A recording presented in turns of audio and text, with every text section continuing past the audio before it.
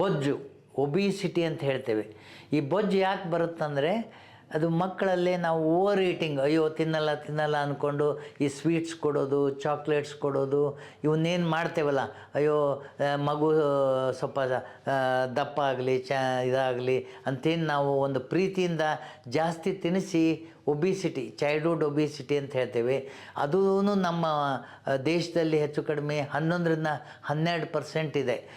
ಇದರ ಜೊತೆಗೆ ನಾವು ಒಬಿಸಿಟಿ ಅಂತಂದರೆ ಇದು ಫ್ಯಾಟ್ನೆಸ್ ಆಫ್ ದ ಬಾಡಿ, ಅಂದರೆ ದಪ್ಪ ಇದ್ದಾನೆ.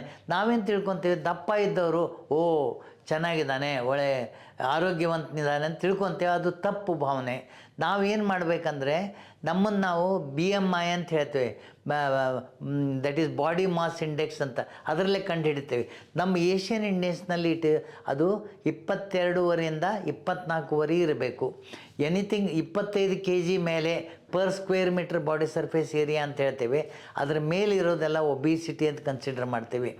ಯಾಕೆ ಒಬಿಸಿಟಿ ನಾವು ಜಾಸ್ತಿ ಇಂಪಾರ್ಟೆನ್ಸ್ ಕೊಡಬೇಕಂದ್ರೆ, ಒಬಿಸಿಟಿ ಅನ್ನೋದು ಬರೀ ಒಂದು ಕಾಯಿಲೆ ಅಲ್ಲ, ಅದರೊಳಗೆ ಮತ್ತೆ ಅಡಕಾಗಿರೋದಂದರೆ ಬ್ಲಡ್ ಪ್ರೆಷರು ಜಾಸ್ತಿ ಇರುತ್ತೆ, ಕೊಲೆಸ್ಟ್ರಾಲು ಜಾಸ್ತಿ ಇರುತ್ತೆ, ಶುಗರ್ ಬರ್ಬೋದು ಇಂಥವರಲ್ಲೇ.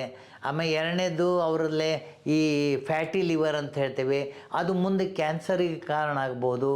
ಅದಕ್ಕೆ ಆಮೇಲೆ ಟ್ರೈಗ್ಲಿಸರೈಡ್, ನಮ್ಮದೇನು ಕೊಲೆಸ್ಟ್ರಾಲ್ ಲೆವೆಲ್ಸ್ ಅಂತ ಹೇಳ್ತೇವಲ್ಲ, HDL ಕಡಿಮೆ ಇದ್ದು ಟ್ರೈಗ್ಲಿಸರೈಡ್ಸ್ ಜಾಸ್ತಿ ಇರ್ಬೋದು, ಅಥವಾ ಅಂಥವ್ರಲ್ಲಿ ಥೈರಾಯ್ಡ್ ಕಾಯಿಲೆನೂ ಬಂದಿರ್ಬೋದು.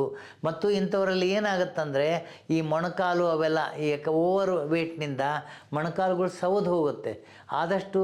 ಆಮೇಲೆ ಅಂಥವರಲ್ಲಿ ಗಾಲ್ ಬ್ಲಾಡರ್ ಡಿಸೀಸ್ ಅಂತ ಹೇಳ್ತೇವಲ್ಲ, ಆ ಗಾಲ್ ಸ್ಟೋನ್ಸೂ ಬರ್ಬೋದು. ಸೊ ಇವೆಲ್ಲ ಒಬಿಸಿಟಿಯಿಂದ ಕಾರಣ. ಮತ್ತು ಒಬಿಸಿಟಿಯಲ್ಲೇ ಕ್ಯಾನ್ಸರ್ ಚಾನ್ಸಸ್ಸು ಜಾಸ್ತಿ. ಬೇರೆ ಥರದ ಒಂದು ಲಿವರ್ ಕ್ಯಾನ್ಸರ್ ಇರ್ಬೋದು, ಬ್ರೆಸ್ಟ್ ಕ್ಯಾನ್ಸರ್ ಇರ್ಬೋದು, ಬೇರೆ ಥರದ ಕ್ಯಾನ್ಸರ್ಗಳು ಜಾಸ್ತಿ ಇಂಥವರಲ್ಲಿ ಕಂಡು ಬರುತ್ತೆ. ಅದಕ್ಕೆ ಯಾರು ತಮ್ಮನ್ನು ತಾವು ಯೂಶ್ವಲಿ ನಾವು ಇನ್ನೊಂದು ರಫ್ ನಿಮ್ಗೆ ಹೇಳಬೇಕಂದ್ರೆ, ನಿಮ್ಮ ಹೈಟು ಸೆಂಟಿಮೀಟರ್ಸ್ನಲ್ಲಿ ನೋಡ್ಕೊಳ್ಳಿ, ಅದರೊಳಗೆ 100 ಕಳೆದುಬಿಡಿ, ಅಷ್ಟೇ ನಿಮ್ಮ ಬಾಡಿ ವೆಯ್ಟ್ ಇದ್ದರೆ ಹೆಲ್ದಿ ಇದ್ದಂಗೆ. ಇದು ರಫ್ ವೇ ಆಫ್ ಟೆಲ್ಲಿಂಗ್. ಇನ್ನೊಂದಂದರೆ ನಾವೇನು ಮಾಡ್ತೇವೆ ಅಂದರೆ, ಇಲ್ಲಿ ನಮ್ಮದು ಸೊಂಟದ ಎಲುಬು ಏನು ಮೇಲ್ಗಡೆ ಹತ್ತದಲ್ಲ, ಅಲ್ಲಿ ನಾವು ಒಂದು ಟೇಪ್ ಹಿಡ್ಕೊಂಡು ನಾವೇ ನೋಡ್ಕೋಬೋದು. ಈ ಹೆಣ್ಮಕ್ಳಲ್ಲೇ 80 ಸೆಂಟಿಮೀಟ್ರ್ ಮೇಲಿರಬಾರ್ದು, ಇನ್ನು ಗಂಡು ಮಕ್ಕಳಲ್ಲೇ 90 ಸೆಂಟಿಮೀಟ್ರ್ ಮೇಲೆ ಈ ಹೊಟ್ಟೆ ಭಾಗ ಇರಬಾರ್ದು. ಒಂದು ವೇಳೆ ಅವರು ಜಾಸ್ತಿ ಇತ್ತಂದರೆ ಅದಕ್ಕೂ ನಾವು ಒಬಿಸಿಟಿ ಅಂತ ಹೇಳ್ತೇವೆ. ಯಾಕಿದೆಲ್ಲ ನಾವು ಇಂಪಾರ್ಟೆನ್ಸ್ ಕೊಡಬೇಕಂದ್ರೆ, ಈ ಫ್ಯಾಟ್ನೆಸ್ ಅನ್ನೋದು ಒಳ್ಳೆಯದಲ್ಲ. ಅದರೊಳಗೆ ವಿಸರಲ್ ಫ್ಯಾಟ್, ಇಲ್ಲೇನು ನಾವು ಹೊಟ್ಟೆಯಲ್ಲಿ ಏನು ಬೊಜ್ಜು ಬೆಳೀತದಲ್ಲ, ಅದು ಒಳ್ಳೆಯದಲ್ಲ. ಅದು ಮುಂದೆ ಹಾರ್ಟ್ ಅಟ್ಯಾಕ್ಸ್ಗೂ ಕಾರಣ ಆಗ್ಬೋದು. ಆಮೇಲೆ ಇಂಥವರಲ್ಲಿ ನಾನು ಹೇಳಿದೆ ಆಲ್ರೆಡಿ, ಬ್ಲಡ್ ಪ್ರೆಷರ್ ಜಾಸ್ತಿ ಇರ್ಬೋದು, ಕೊಲೆಸ್ಟ್ರಾಲ್ ಜಾಸ್ತಿ ಇರ್ಬೋದು, ಟ್ರೈಗ್ಲಿಸರೈಡ್ಸ್ ಅಂತೇಳಿ, ಅಥವಾ ಇಂಥವರಲ್ಲೇ ಬೇರೆ ಥರದ ಕಾಯಿಲೆಗಳು ನಾನು ಆಲ್ರೆಡಿ ನಿಮಗೆ ಎಕ್ಸ್ಪ್ಲೇನ್ ಮಾಡಿದ್ದೇನೆ. ಲಿವರ್ ಕಾಯಿಲೆ ಬರ್ಬೋದು, NAFLD, ನ್ಯಾಶ್ ಅಂತ ಹೇಳ್ತೇವೆ. ಅದು ಅಂದರೆ ಫ್ಯಾಟಿ ಲಿವರ್ ಡಿಸೀಸ್. ಮುಂದೆ ಅದೇ ಸಿರೋಸಿಸ್ಗೆ ಹೋಗುತ್ತದೆ. ಆಲ್ಕೋಹಾಲ್ ಕುಡಿಲಿಲ್ಲ ಅಂದ್ರೂ ಇಂಥವರಲ್ಲಿ ಸಿರೋಸಿಸ್ ಬರ್ಬೋದು. ಅದಕ್ಕೆ ಇದನ್ನು ನಾವು ಪ್ರಿವೆಂಟ್ ಮಾಡೋದು ಒಳ್ಳೆಯದು. ಮತ್ತು ಈ ಇನ್ಫ್ಲಮೇಷನ್ ನಾ ಹೇಳಿದ್ನಲ್ಲ, ಇದು ಮುಂದೆ ಹಾರ್ಟ್ ಅಟ್ಯಾಕ್ಸ್ಗೂ ಕಾರಣ ಆಗ್ಬೋದು. ಅದಕ್ಕೆ ಆದಷ್ಟು ಇಂಥವ್ರು ಏನು ಮಾಡಬೇಕಂದ್ರೆ, ಡಯಟ್ ಕಂಟ್ರೋಲ್ ಮಾಡ್ಕೋಬೇಕು. ತಮಗೆ ತಾವೇ ಆಲ್ಮೋಸ್ಟ್ ಮ್ಯಾಕ್ಸಿಮಮ್ ವೆಜಿಟೇಬಲ್ಸ್ ತಿನ್ನಬೇಕು, ಫ್ಯಾಟ್ಸ್ ಅಂತೂ ಅವಾಯ್ಡ್ ಮಾಡಬೇಕು, ನಾನ್ ವೆಜಿಟೇರಿಯನ್ ಡಯಟ್ ಅವಾಯ್ಡ್ ಮಾಡಬೇಕು, ಆಲ್ಕೋಹಾಲ್ ಹ್ಯಾಬಿಟ್ ಇದ್ದರೆ ಅದನ್ನು ಅವ್ರು ಪೂರ್ತಿ ಕಟ್ ಮಾಡ್ಕೋಬೇಕು. ಆಮೇಲೆ ಸ್ಮೋಕಿಂಗ್ ಹ್ಯಾಬಿಟ್ಸ್ ಇದ್ರೂ ಅದನ್ನು ಇದು ಮಾಡಬೇಕು. ಮತ್ತು ಆದಷ್ಟು ಸಾಧ್ಯ ಆದಷ್ಟು ಒಂದು diet control, exercise, every day walking, ಇದರಲ್ಲೇನೆ ಆದಷ್ಟು ಅವರು ರೂಢಿ ಮಾಡ್ಕೊಳ್ಳೋದು ಒಳ್ಳೆಯದು. ಇವಂತೂ ಒಬಿಸಿಟಿಗೆ ಇನ್ನೊಂದು ಇದು ಅಂದರೆ, ನಾವು ಏನಾಗ್ತೇವೆ, ರಾತ್ರಿ ಗೊರಕೆ ಜಾಸ್ತಿ ಇರ್ತದೆ. ಆ ಗೊರಕೆಯಿಂದನೂ ನಮ್ಮದು ಈ ಹಾರ್ಟ್ ರಿದಮ್ಸ್ ಎಬ್ನಾರ್ಮ್ಯಾಲಿಟಿ ಬರ್ಬೋದು. ಇವನ್ ಸಮ್ಟೈಮ್ಸ್ ಆ ಗೊರಕೆಯಿಂದ ಬ್ಲಡ್ ಪ್ರೆಷರು ಜಾಸ್ತಿ ಆಗುತ್ತೆ.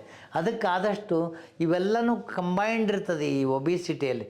ಅದಕ್ಕೆ ಆದಷ್ಟು ಇವನ್ನೆಲ್ಲ ಚೆಕ್ ಮಾಡಿಕೊಂಡು ಏನೇನಿದೆ ಪ್ರತಿಯೊಂದಕ್ಕೂ ಟ್ರೀಟ್ಮೆಂಟ್ ತೊಗೋಬೇಕು. ಒಂದು ವೇಳೆ ಸ್ನೋರಿಂಗ್ ಅಂತೇನು ಹೇಳಿದೆವಲ್ಲ, ಗೊರಕೆ, ಅದಕ್ಕೂ ನಾವು ಸ್ಲೀಪ್ ಸ್ಟಡೀಸ್ ಅಂತ ಮಾಡಿಕೊಂಡು ಅದಕ್ಕೂ ಟ್ರೀಟ್ಮೆಂಟ್ ತೊಗೊಳ್ಳಿಕ್ಕೆ ಈಗ ಹೊಸದಾಗಿ ಒಂದು ಮೆಡಿಸಿನ್ ಬಂದಿದೆ ಈ ಒಬಿಸಿಟಿ ಕಡಿಮೆ ಮಾಡ್ಕೊಳ್ಳಿಕ್ಕೆ.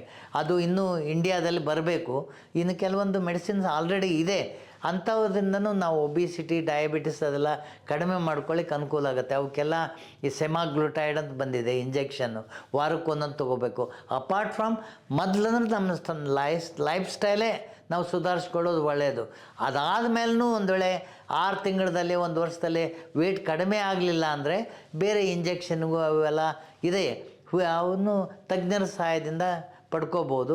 ಮೂರನೇದು ಮತ್ತು ಅದ್ರ ಜೊತೆಗೆ BP ಶುಗರ್ ಇದ್ದರೆ ಆ ಮೆಡಿಸಿನ್ ನಾವು ತೊಗೊಳ್ಳೇಬೇಕು. ಮತ್ತು ಕೊಲೆಸ್ಟ್ರಾಲ್ ಇದ್ದರೆ ಅದ್ರದ್ದು ಮೆಡಿಸಿನ್ನು ತೊಗೊಳ್ಳೇಬೇಕಾಗ್ತದೆ. ಹೀಗೆ ಒಂದಕ್ಕೊಂದು ನಾವು ಪ್ರತಿಯೊಂದೂ ಒಂದು ನಿಯಮಿತವಾಗಿ ಇಟ್ಕೊಂಡು ಇಂಥ ಕಾಯಿಲೆಗಳನ್ನು ನಾವು ತಡೆಗಟ್ಟಲಿಕ್ಕೆ ಅನುಕೂಲ ಆಗುತ್ತೆ. ಅದಕ್ಕೆ obesity is also very important in a heart disease. ಅದಕ್ಕೆ ಹೃದಯ ರೋಗಗಳೂ ಇದರಲ್ಲಿ ಕಾಮನ್ ಇರ್ತದೆ. ನಮ್ಮ ಲೈಫ್ ಸ್ಟೈಲ್ನ ನಾವು ಚೇಂಜ್ ಮಾಡಿಕೊಂಡು ನಮ್ಮ ಊಟದಲ್ಲಿ ಸುಧಾರಿಸ್ಕೊಂಡು ಆಮೇಲೆ ಪ್ರತಿಯೊಂದು ಇವೇನು ಕೋಮಾರ್ಬಿಡಿಟೀಸ್ ಅಂತ ಹೇಳ್ತೇವಲ್ಲ, ಬ್ಲಡ್ ಪ್ರೆಷರ್, ಕೊಲೆಸ್ಟ್ರಾಲ್, ಶುಗರ್ ಅವನ್ನು ನಾವು ಕಂಟ್ರೋಲ್ದಲ್ಲಿ ಇಟ್ಕೊಂಡು ನಾವು ವಿದೌಟ್ ಎನಿ ಹ್ಯಾಬಿಟ್ಸ್ ಇದ್ವಿ ಅಂದರೆ ನಾವು ಒಂದು ಚೆನ್ನಾಗಿ ಒಂದು ಆರೋಗ್ಯವಂತ ಬಾಳಲಿಕ್ಕೆ ಅನುಕೂಲ ಆಗುತ್ತೆ ಅಂತ ಹೇಳ ಬಯಸ್ತೇನೆ. Thank you.